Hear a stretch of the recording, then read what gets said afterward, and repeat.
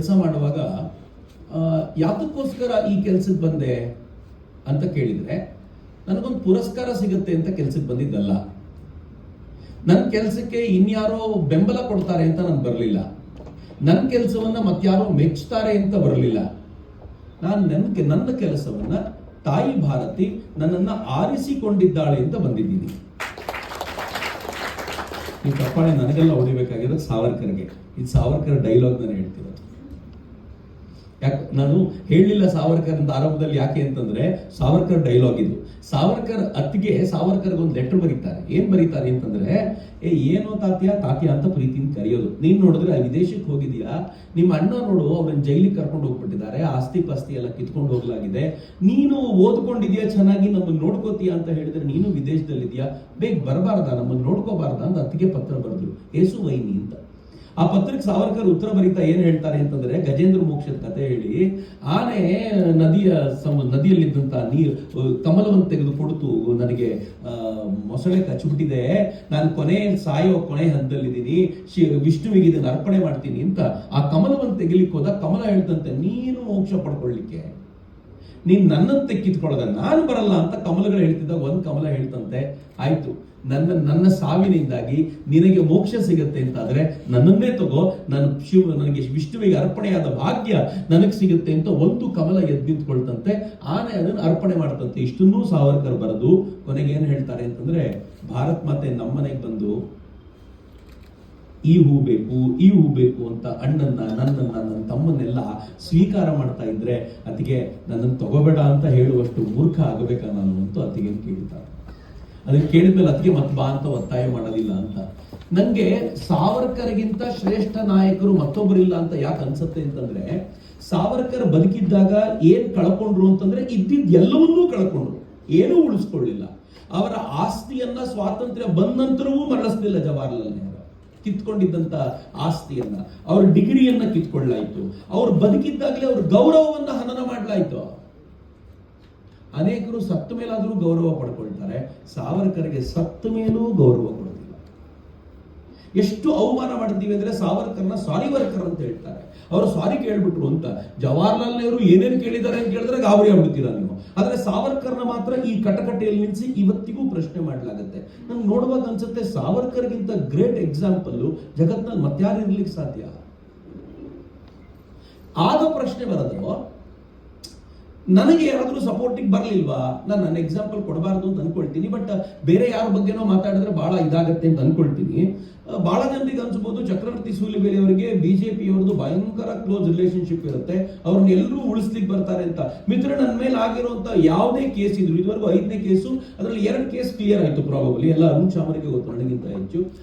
ಯಾರೊಬ್ರು ಬರ್ಲಿಲ್ಲ ರೀ. ಅರುಣ್ ಚಾಮರಿಗೆ ಒಬ್ಬರಾದ್ರೂ ಫೋನ್ ಮಾಡಿ ಒಬ್ಬ ಬಿಜೆಪಿ ಲೀಡರು, ಚಕ್ರವರ್ತಿ ಅವರು ಈ ಕೇಸ್ ಸ್ವಲ್ಪ ಹ್ಯಾಂಡಲ್ ಮಾಡ್ಕೊಡಿ ಅಂತ ಕೇಳಿದ್ ನನಗೆ ಅನುಮಾನ ಇದೆ. ಯಾರು ಕೇಳಿರ್ಲಿಕ್ಕಿಲ್ಲ. ಇನ್ಫ್ಯಾಕ್ಟ್ ನನ್ನ ಮೊದಲನೇ ಕೇಸ್ ಆಗಿರೋದು ಬಿಜೆಪಿ ಗವರ್ಮೆಂಟ್ ನಲ್ಲಿ, ನನ್ನ ಕೇಸ್ ಫೈಲ್ ಓಪನ್ ಆಗಿರೋದು ಬಿಜೆಪಿ ಗವರ್ಮೆಂಟ್ ನಲ್ಲಿ. ಕರೆದಿರೋದು ಕಾರ್ಯಕ್ರಮಕ್ಕೆ ಯುವ ಮೋರ್ಚಾದವರು, ಗವರ್ಮೆಂಟ್ ಬಿಜೆಪಿದು ಯುವ ಮೋರ್ಚಾದವರು ಕಾರ್ಯಕ್ರಮಕ್ಕೆ ಕರೆದಿರೋದು. ಆ ಕಾರ್ಯಕ್ರಮದಲ್ಲಿ ಮಾತನಾಡಬೇಕು, ಜೋರ್ದಾರಾಗಿ ಮಾತನಾಡಬೇಕು ಅಂತ ಹೇಳಿದ ಸಂಘದವರು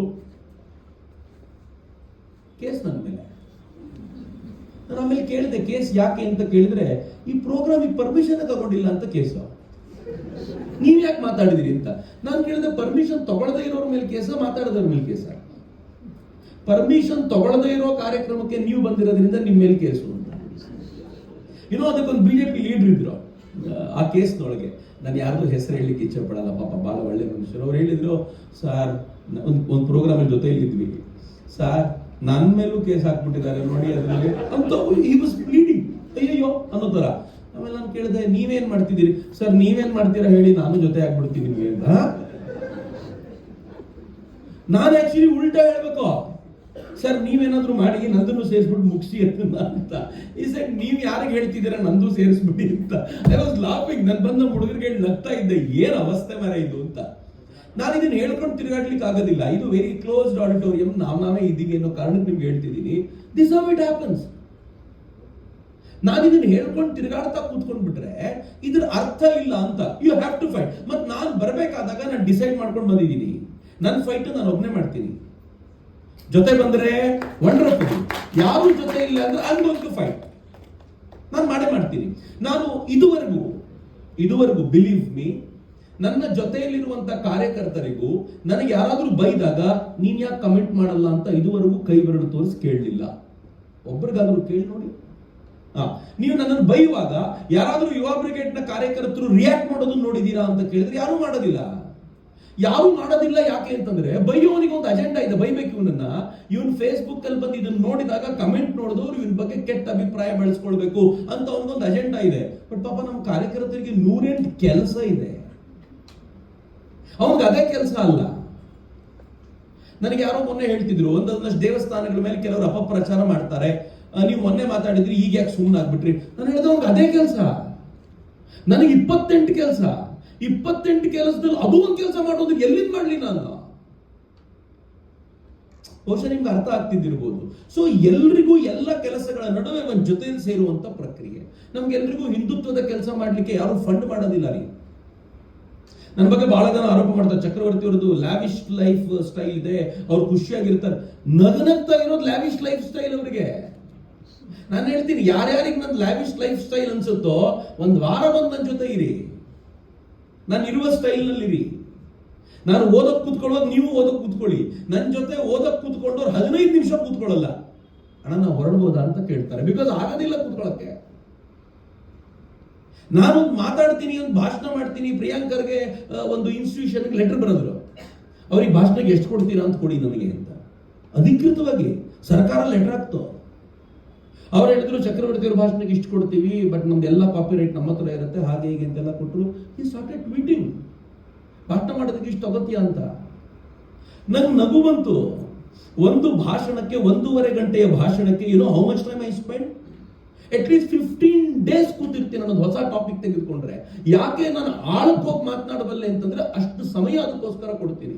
ಅಷ್ಟು ಸಮಯವನ್ನ ಕಾರ್ಪೊರೇಟ್ ವಲಯದಲ್ಲಿ ಕೊಟ್ರೆ ನಾನು ಎಷ್ಟು ತಗೋತೀನೋ ಅದರ 25 ಪಟ್ಟು ತೆಗೆದುಕೋಬೇಕು. ಆದ್ರೆ ಅವ್ರಿಗೆ ಅದು ಅರ್ಥವೇ ಆಗೋದಿಲ್ಲ. ಆದ್ರೆ ಅದನ್ನ ಯೋಚನೆ ಮಾಡಿದಾಗ ನನ್ಗನ್ಸುತ್ತೆ, ಇಷ್ಟೆಲ್ಲ ಮಾಡಿ ಏನಕ್ಕಪ್ಪ ಅಂತ ಅನ್ನಿಸುವಾಗಲೂ ಒಳಗಡೆಯಿಂದ ಒಂದು ದನಿ ಹೇಳುತ್ತೆ, ಇವ್ರು ಯಾರು ಬರ್ತಾರೆ ಅಂತೆಲ್ಲ ನೀನ್ ಮಾಡ್ತಾ ಇರೋದು. ಈ ರಾಷ್ಟ್ರ ನಿನ್ನದ್ದು, ನೀನು ಬಾಯಿ ಮುಚ್ಕೊಂಡು ಕೆಲಸ ಮಾಡ್ತಾ ಹೋಗ್ಬೇಕು. ಈ ಧರ್ಮ ನಮ್ಮದ್ರಿ. ಆಯ್ತಪ್ಪ, ನಾಳೆ ಅರುಣ್ ಶಾಮ್ರು ನನ್ನ ಜೊತೆ ನಿಂತ್ಕೊಳ್ಳಿಲ್ಲ, ನಾನು ನಿಂತ್ಕೊಳ್ಳಲ್ಲ ಚಕ್ರವರ್ತಿ, ನಂಗೆ ಆಗಲ್ಲ, ನಿಮ್ಮ ಮೇಲೆ ಬೇಜಾರು ಬಂದಿದೆ, ನಾನು ನಿಂತ್ಕೊಳ್ಳಲ್ಲ ಅಂತಂದ್ರೆ should I stop my work? ನನ್ನಂತವ್ರು 8 ಜನ ಅರುಣ್ ಶಾಮ್ರಿಗೆ ಲ್ಯಾಚ್ ಆಗಿರೋದು. ಸಣ್ಣದಾದ್ರೆ ಅರುಣ್ರೆ ಸ್ವಲ್ಪ ನೋಡ್ರಿ ಅಂತ ಅವ್ರು ದುಡ್ಡು ಕೇಳಲ್ಲ ರೀ. ಎಷ್ಟು ಜನರ ಕೇಸ್ ಫ್ರೀ ಮಾಡ್ತಾರೋ ತುಂಬಾ ಜನ ಆಗಿದ್ದಾರೆ, ಅವ್ರು ಹೇಳಿದ್ ನಾನು ಒಪ್ಕೋತೀನಿ. ದುಡ್ಡು ಕೇಳಲ್ಲ, ಫ್ರೀ ಮಾಡ್ಕೊಡ್ತಾರೆ, ಎಲ್ಲ ಮಾಡ್ಕೊಡ್ತಾರೆ. ಆದ್ರೆ ಒಂದ್ ಹಂತಕ್ಕೆ ಅವ್ರಿಗೂ ಅನ್ಸುತ್ತೆ, 8 ಜನರದ್ದು ಮಾಡೋದಪ್ಪ. ಮಾಡುವಾಗ ಖುಷಿ ಯಾವಾಗಿರುತ್ತೆ ಅಂತಂದ್ರೆ 4 ಜನ ಹೊಗಳಿದಾಗ ಅರುಣ್ ಶಾಮ್ರ ಗ್ರೇಟ್ ಅಂತ ಖುಷಿ. 4 ಜನ ಬೈಯಕ್ ಶುರು ಮಾಡ್ಲಿ, ಅವಾಗ ತಲೆ ಕೆಡತವ್ರಿಗೆ ಅಯ್ಯಾರ ನಾನು ಬಿಟ್ಟು ಮಾಡಿ ಈ ತರ ಹೆಸರು ಯಾಕಪ್ಪ ಬೇಕು, ಸಹವಾಸ ಸಾಕಿದಿರೋದು ಅಂತ ಅವ್ರಿಗೆ ಅನ್ಸಲ್ಲ, ಅವ್ರ ಹೆಂಡತಿಗೆ ಅನ್ಸುತ್ತೆ, ನನಗನ್ಸಲ್ಲ, ನಮ್ಮ ಅಮ್ಮಂಗೆ ಅನ್ಸುತ್ತೆ. ನಿನಗೆ ಯಾಕೋ ಕರ್ಮ, ಇಷ್ಟು ಮಾಡೋದು ಮಾಡಿ ಅನ್ಸ್ಕೋಬೇಕಲ್ಲ ನೀನು ಅಂತ ಅನ್ಸುವಾಗ ನಾನು ನಮ್ಮ ಅಮ್ಮನಿಂದ ಇವನ್ನೆಲ್ಲ ಹೈಡ್ ಮಾಡೋದು ಹೇಗೆ ಅಂತ ಯೋಚನೆ ಮಾಡ್ತೀನಿ. ನಿಮ್ಗೆ